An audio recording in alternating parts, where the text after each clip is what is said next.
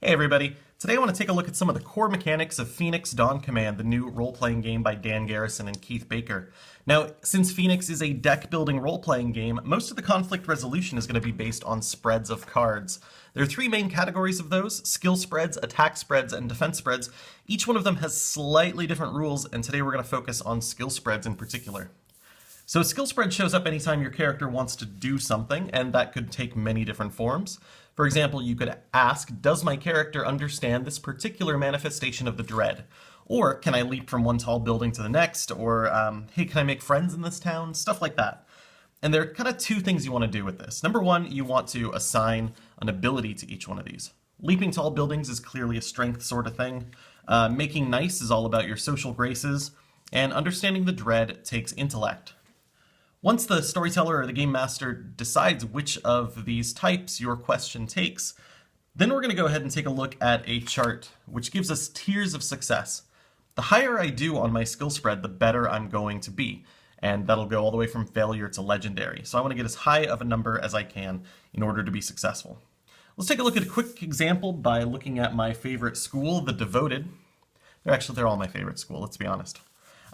Now in Phoenix, you're going to have a hand of 5 cards at any one time. That may change for a couple of reasons, but generally 5 cards. And in a skill spread, you get to use 3 cards. Now, I'm going to go ahead and say that the Devoted is asking the question, why are the spirits restless? Because the Devoted knows something about the spirits, and maybe that'll be something that they can answer. Now, the Game Master decides this is an Intellect Check. So, I look over my hand and I look for my 3 best Intellect cards. And I've got 6 here, which is not fantastic. In fact, this is probably one of my best cards in the deck. And it's only a 4. On its own, a 4 is not good enough. However, I want to see if I can make this character successful with this question, with this hand of cards. Step 1 is to take a look at my specialties. Now here, the Devoted is really good at a few skills. They've trained specifically in them. And those are Diplomacy, Healing, Spirits, and Tradition. Well, Spirits, that's what we're asking about. So anytime I use one of my specialties, I get a +5, which means that this is now +9 total, just totally marginal and on its way to being pretty competent. So that's a good start.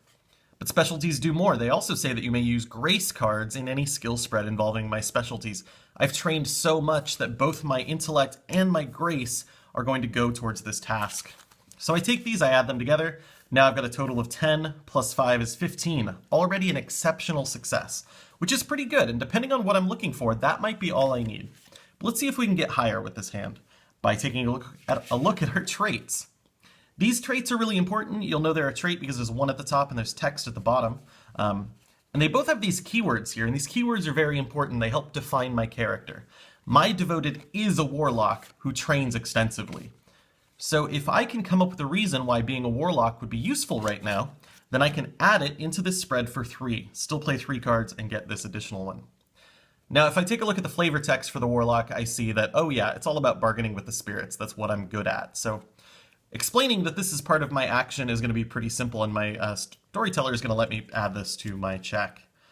And since I added in, I get to use its ability, which is when I use this card in a spread, draw 2 cards, place one of these cards back on top of your deck, and keep the other. So I'm going to go ahead and keep the 3, not the 2, and put that into my hand. And then I realize that if I look at my spread, I have this 2 over here and a 3 is better. So I'm going to go ahead and swap them out. So because I'm a warlock, I've gotten a little bit better at this check. Can I use my other trait? Well, extensive training. Of course, I've read all the books about the spirits that there are. I know why they're restless. So I can play this one as well. This one lets me draw 1 card when I use this card. So I'm going to take this 2 and put it in my hand.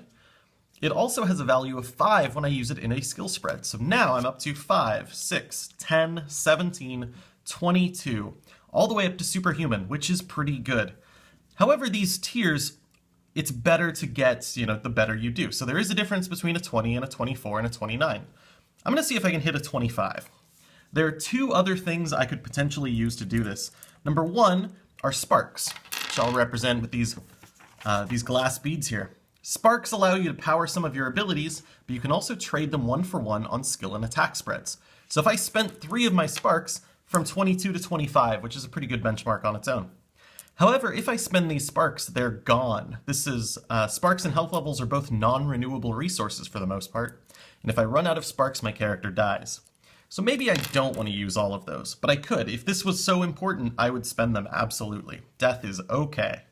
Now, the other thing I could do is I could look around and ask my allies for help. The Devoted in particular has an ability where they can discard cards to add to other people's spreads, and other characters may have traits that do something similar. So if my wing can help me out, that would be great, because cards, when I'm done with my spread, I'm just going to discard them and then draw back up to my hand limit. So cards will keep coming back. Sparks and health levels are limited, and I don't want to spend them too much if I don't have to. All right, so just a quick look at skill checks. In conclusion, here's the deal. You get 3 cards, and only 3 cards. Make sure they're the right type. Number 2, check your specialties. It's going to give you special rules and special bonuses for what's going on. Number 3, use and narrate those traits of yours. They are going to be super useful, and they will make your character more interesting. Finally, apply sparks as needed. Remember that using all of your sparks and dying is not always as bad as failing a mission. So look for success. Thank you very much. This has been a quick look at Phoenix skill spreads. Thank you so much for watching.